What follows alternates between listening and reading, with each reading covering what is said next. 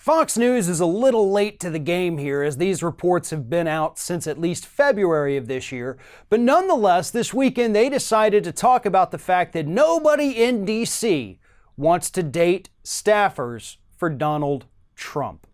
So Fox News went out there, they spoke to people that work for Trump, former aides, current aides, people in the White House, but they actually focused more on the women rather than the men who had kind of been the focus of all of the other reports on this issue. So these women who work for Donald Trump say that we've basically had to start dating amongst ourselves. We have to stay within this White House pool of staffers if we want to find a date. Why?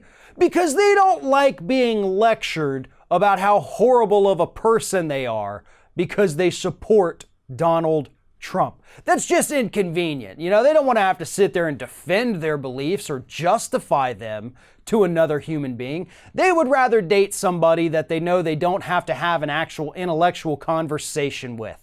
And it's the same thing with the men who work for Donald Trump who have been whining about this for months now. Again, first report on this came out, I think, about February of this past year or 2018.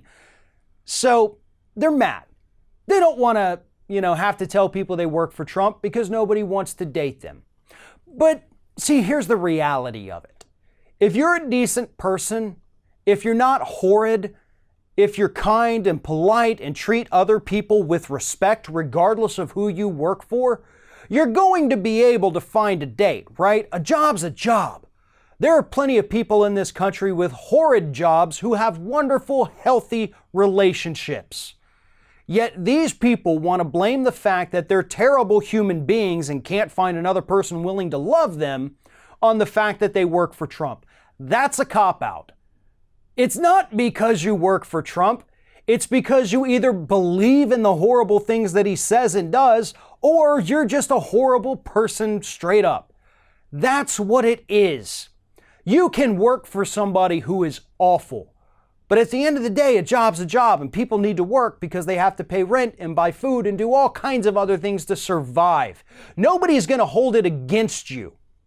But if you take the horribleness of your job and put it into your private life, yeah, it's going to cause problems amongst the people that you're trying to date. So I am sick and tired of hearing these whiny Trump staffers say that nobody wants to date them because they work for Trump. No. It's because you're a piece of crap and you don't know how to treat other people with dignity, especially those that you're hoping to start a romantic relationship with.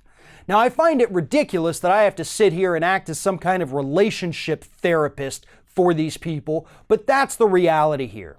Fox News went on to say that it's not just the people working directly for Donald Trump and his administration. No, it's even the lobbyists who have lobbied with this administration and have worked closely with them on issues. They can't find dates either. And that just shows you how ridiculous this argument is. Pretty soon it's going to stretch into, oh, well, I saw Donald Trump across the street one time and now nobody wants to date me.